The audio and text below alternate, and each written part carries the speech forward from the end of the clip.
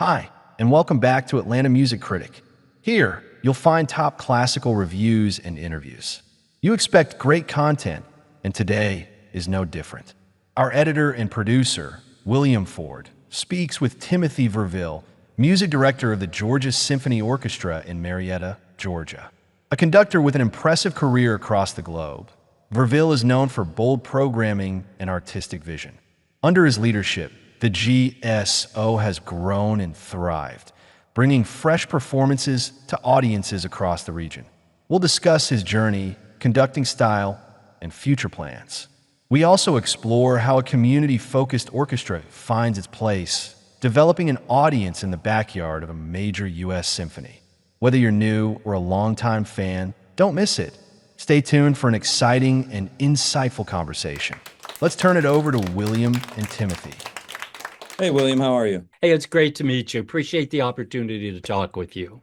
Well, thank you for the invitation. You do represent a niche in classical music that's important, and I'd like to help my viewers understand exactly what that means and what it looks like. There are orchestras at all different levels, and they all serve different purposes in their missions and whatnot. Let's begin. I was looking at your bio, and it looks to me like you were born in Oklahoma. That's right. Born and raised in Oklahoma. I feel like it's an unlikely background because I grew up on a farm. My family raised horses. I was on the back of a horse riding from I think the time I could walk. But also what goes along with that is all the other work that happens, I think, on a farm where you have to feed, you have to clean up afterwards. Where specifically in Oklahoma were you born? So I was born in Western Oklahoma in a town called Clinton, which is about halfway between Oklahoma City and the Texas state line. I spent a lot of my youth out there. As I got a little older, my family wanted to move back to the city for a little bit better educational opportunities for me. So then we moved to the Oklahoma City metro area. And I spent a lot of time running around that from north being Guthrie all the way down to south in Norman, experiencing everything that there was to do musically, being young at the time, getting into a little bit of trouble along the way. When did you get an inkling that you were interested in classical music? How did that come about? There was never like an aha moment for me. When I started with music, it was in fifth grade, and it was a required class. So they were teaching note readings and rhythms and things like that. And we had to go to this class in the fall.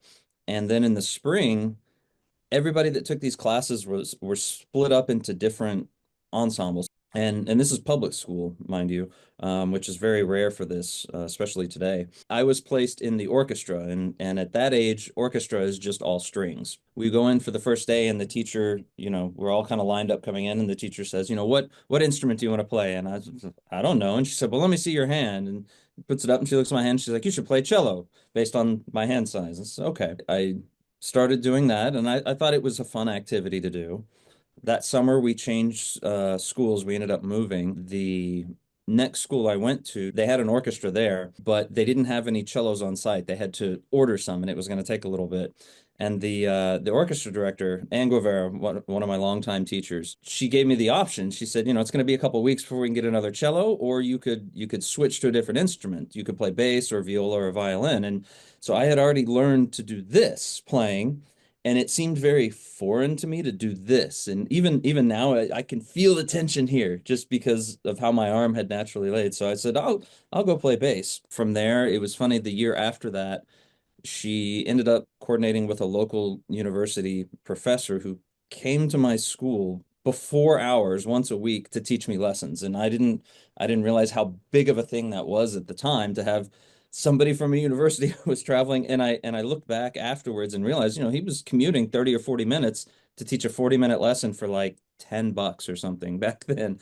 And it really wasn't worth it monetarily for him. But I ended up playing a featured solo piece later on in the year with the orchestra. Music became this really enjoyable thing in middle school. And then when I got my first electric bass when I was in high school and started learning to play the music that me and my friends would listen to on the radio. So we would play Vivaldi and Bach and arrangements of things in high school orchestra. And I'd be then playing everything from Metallica to reggae to whatever I could get my hands on and whatever bands I could join, because To me, it was all just learning about this thing called music. I think it just sort of became a part of what I did. I joined marching band when I was in high school as well, playing in the percussion section just to further have fun making music. I transitioned into college where I became a performance major and just wanted to keep making music. I don't know, there's nothing like it. What about your parents? How did they react to your musical inclination? They were supportive. If I wanted to go to a summer music camp and if I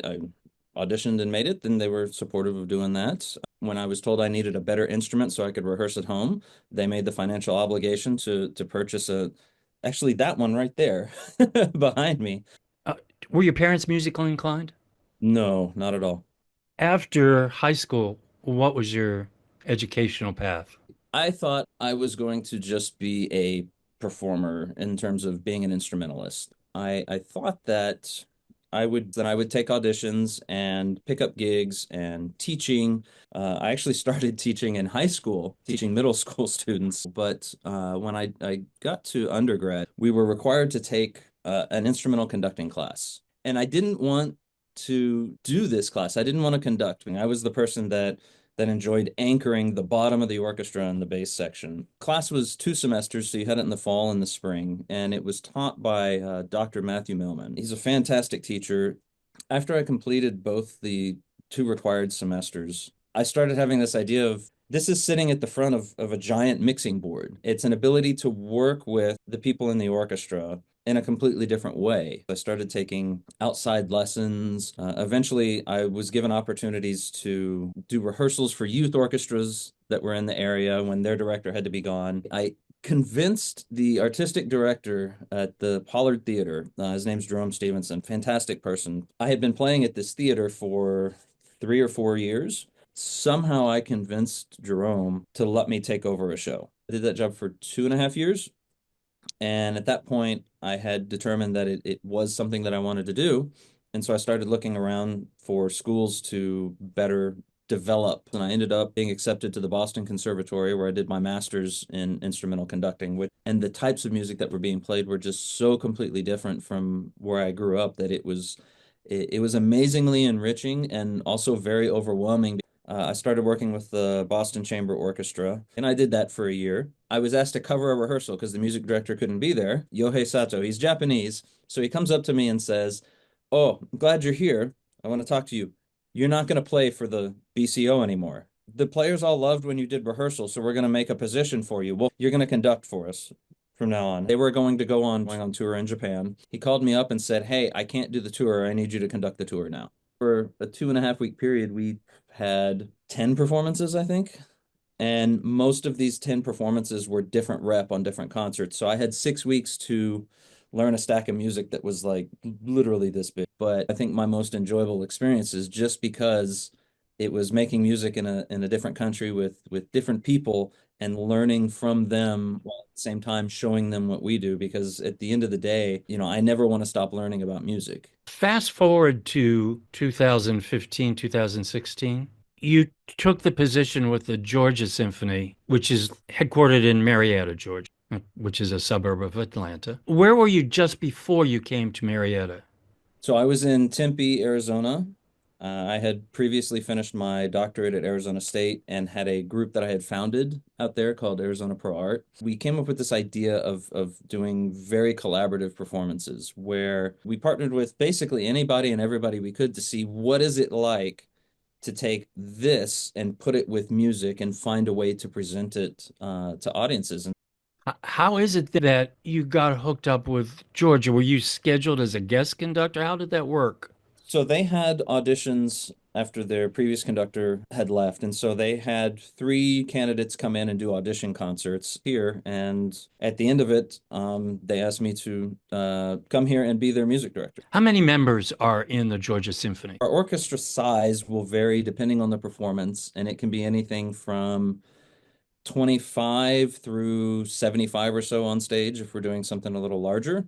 Our chorus numbers about 110 right now. Our jazz group, again, varies by size, can be anything from jazz quartet, quintet through full big band, which is 20, 22.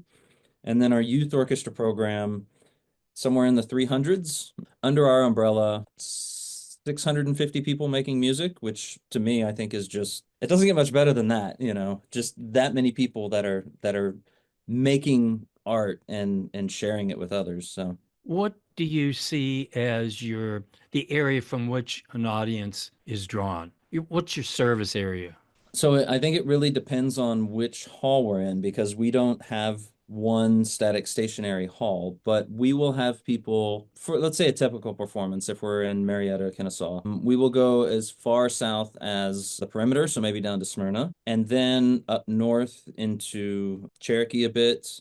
We'll get a fair portion of East Cobb, which is over towards Roswell, and then west we'll go out, people from Dallas about that area. So that's where we get our kind of core group. The majority of our performances happen in Cobb County, and so we'll pull a good amount from that area and then some from the fringe areas around. How large is your administrative staff? 4 full-time employees. And then we have an internship program that helps administer our youth orchestra program, and that's run through a partnership with Kennesaw State University. We have, like most organizations, we have a volunteer corps. So a lot of the times the ushers you see, Where does your revenue come from? like all orchestras, and this may be a shock for some people, tickets don't cover the cost of the performance. The majority of what supports the arts, which is why you always get the asks in your emails and letters and those types of things, come from individual donors. They come from foundations, they come from grants. For a while, there was a portion you could rely on from the government, but even now we're seeing those start to dry up a little bit more. But the idea behind the ticket price that the averages is somewhere for most orchestras in the US, 15 to 22% of the cost to produce that concert you're seeing comes from the ticket sales. Everything else is from the people who are, the names on the chairs in the program, the presenting sponsors, all of those people thought that it was so worthwhile for you to come that they subsidized somewhere around 80% of your ticket to do that. And I think that's a fantastic, wonderful thing, but that's something we don't always think about enough or even speak about enough in our industry. How much of your time, percentage-wise, would you say goes into fundraising? 10 to 20%, maybe. That's not even all just speaking with individuals. Sometimes that's looking at what are the opportunities we have that are available for our supporters. Sometimes it's finding ways if we know someone really likes us as an orchestra and wants to know more about music and they have studied music and on an amateur basis and they want to know more about like what does it mean to be conducting, so then figuring out how to do like a private lesson with them to talk about what does different technique mean, what does this mean. At the end of the day, a lot of it is marketing, which is also very much directly tied to fundraising because you're trying to do your mission while also making sure that the people who support you know what you're doing, and then making yourself approachable and open, as you should be anyways as an organization, to serving the greater population and making sure that the people who support you understand very clearly what it is you do and they get those opportunities to even have a little, behind the curtain type experience. You provide how many different performance opportunities per season? So with just the orchestra, we will do 3 to 4 classics. We will do holiday pops, which usually has 2 performances. We do a set of performances in the fall and spring that are, one of them is a sensory friendly performance and the other one is a family performance. And we've been doing those sensory performances for, I think, 11 years. We were one of the first ones in the area to offer sensory friendly performances. We will then, to that schedule, add various types of performances as they pop up, and they can be anything from, in January, we performed Sonic Symphony at Cobb Energy Center, so video game music, right? And then in March, we are working with ArtsBridge to do a young person's concert that will have Cobb Energy Center filled at like 2,500 kids that are going to come out and see Carnival of the Animals. It varies every season just a little bit what we're doing with that. But in between that, we fill in with, we have our chorus that has their own standalone concerts. Our jazz group performs several times a year. Our youth orchestra, we have so many different ensembles that go in there. So it creates, every season we're in totality either producing or partnering with other organizations for a total of anywhere from 24 to 29 or 30 performances a season. Just south of you, of course, is the Atlanta Symphony, which is Mhm. kind of the elephant in the room. It's a huge organization, a cornerstone in the arts community in Sure. Atlanta. Absolutely. When you do programming, do you consider what the ASO is doing, or do you just say, now we're doing our own? And That's a very good question, and the answer is typically we don't. If there's a piece that we're holding up as a marquee, let's say we're thinking of doing Carmina Burana. And if the ASO has announced they're doing Carmina Burana next season, we might consider moving it, to a subsequent season. But for other works, none of these mega blockbusters, Beethoven 9, things of that nature, all the other ones, not so much, really not so much, because what we find is that for those who aren't aware, in Atlanta, we've got the perimeter, right? The loop that goes around Atlanta.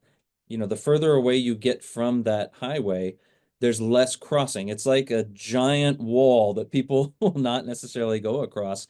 And there are going to be people watching who say, well, that's not true. I go back and forth, and they're in the minority. But we know from our ticket buyer data that there's not a lot of crossover that happens there. So we don't have to be as aware and program around as much. It's nice, but I do like to keep tabs on what they're doing, just because it gives me another data point into what are audiences generally in this area, in this region, looking at. But I mean, I do that with every other orchestra in the area because I want to know, because it only makes me better at my job. all right. Is conducting your full-time job? It is. All right. Aside from being a parent, it is. And do you do guest conducting also currently? I do. It varies again year to year what it is and what those engagements are. I like to think that the level of what I'm guest conducting, the orchestra, the project, whatever it is, doesn't really matter. It's just an opportunity to make music. And so that means that where I guest conduct is not indicative of a career path or an aim anymore. I think when I was younger, I used to think you have to go here, here, here, here, here. But 3 weeks ago, I did an all-county orchestra down in Fayette, which is very small. And I've conducted concerts for thousands of people in other countries. I've conducted in Russia and Japan. But for me, like, those are the most important ones, these all-county, these festival orchestras, all-state orchestras, because I was that student that was in those when different conductors came Sure. in.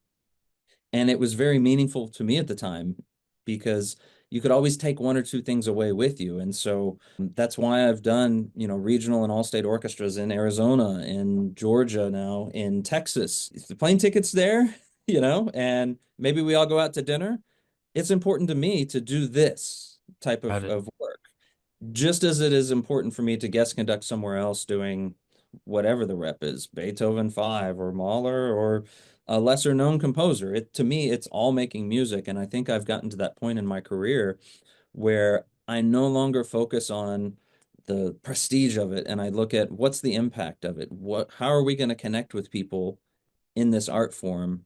That's To me, that's the most valuable thing. That is outstanding. I appreciate you spending your time. Really enjoyed your questions on understanding, what is it at the different levels of. It really does give a sense that there's much more to classical music than the big five. Sure. Well, and that's the thing, is most of the music people are hearing are not from the big five in this That's right. country. What an insightful conversation with Timothy Verville. His passion for music is truly inspiring, and it's clear that the Georgia Symphony Orchestra is more than just an ensemble.